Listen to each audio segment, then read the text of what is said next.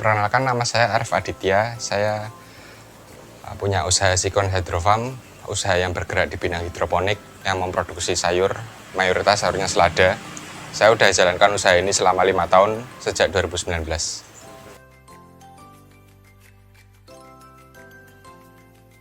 Awalnya sih cuma iseng, awal-awal coba-coba itu kan dulu kan eyang saya punya instalasi hidroponik, tapi kan eyang sudah sepuh nggak bisa ngerakitnya kan. Akhirnya saya tak minta instalasinya, terus tak rakit sendiri di rumah coba-coba ya. Dari coba-coba itu instalasi kecil sampai sebesar ini sekarang. Belajarnya cuma otodidak sih, dari Facebook, dari YouTube, itu kan ada kayak forum-forum komunitas hidroponik kayak gitu. Dari situ aja sih belajarnya. Tujuannya ya awalnya itu kan karena awal-awal itu pas pandemi ya, waktu mulai ya karena nggak ada kegiatan ya, jadi cuma ini kegiatannya. Awalnya sih itu, tapi lama-kelamaan udah tahu gimana cara mainnya, cara pemasarannya gimana. Sekarang fokus ke produksi sayurnya. Produksinya fokusnya selada, terutama kalau waktu musim hujan itu permintaannya selada banyak. Tapi kalau waktu musim kemarau itu kita nanamnya ada sawi, kangkung, bayam, macam-macam sih, kebanyakan itu.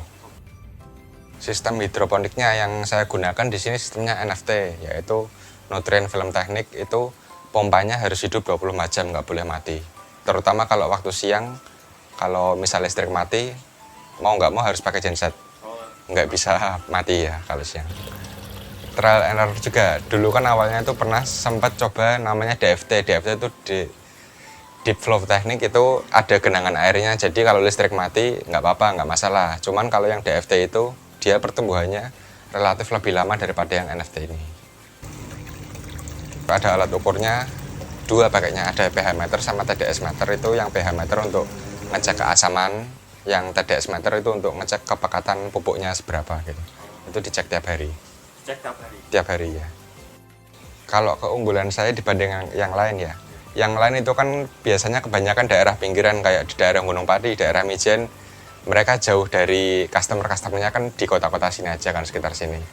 Itu kalau mereka itu daerah pinggir biasanya banyak hambanya, banyak kayak kutu, terus serangan hama kecil-kecil, serangga gitu, sama jamur juga ada. Mereka pada pakai pestisida, fungisida gitu pada pakai.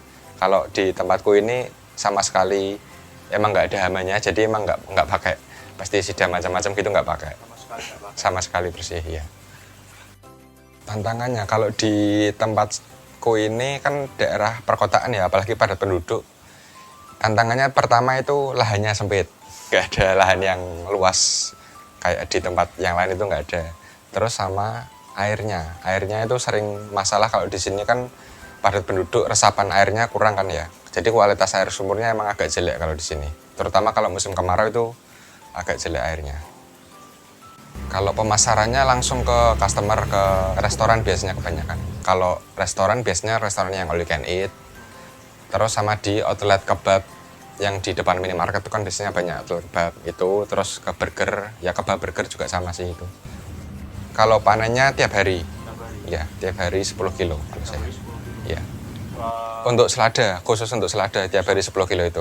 Tapi kalau waktu lagi nanam yang macam-macam ya bisa naik turun sih, tergantung tanam apa. Soalnya kan kayak kangkung sama bayam itu kan usia tanamnya lebih singkat. Yang sawi ya lebih singkat, seminggu lah kalau sama selada. Kalau hidroponik yang di depan, yang di teras rumah ini, terus yang di belakang ada 4 instalasi kayak gini, terus yang di dak di lantai 2 ada 2 instalasi. Jadi total ada 7 meja seperti ini.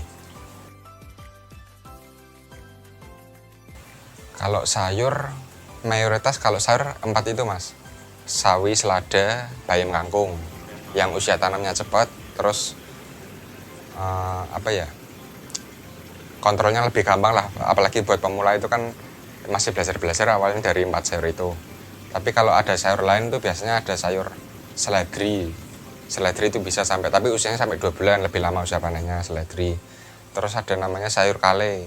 Sayur kale itu jarang orang yang tahu, yang beli juga jarang sih itu. Soalnya kan sayur yang premium biasanya yang hotel bintang 5 atau restoran kayak gitu sih yang beli. Kalau jasa itu ya sejak awal usaha ini juga kan ada yang tanya-tanya juga sih. Emang awalnya nggak niat buka jasa itu, tapi ada yang tanya-tanya kalau pada minta bisa buatin instalasi apa enggak gitu ya, konsultasi dulu terus lihat lapangannya kondisinya gimana, luasnya seberapa, terus ya dibikinkan bisa sih.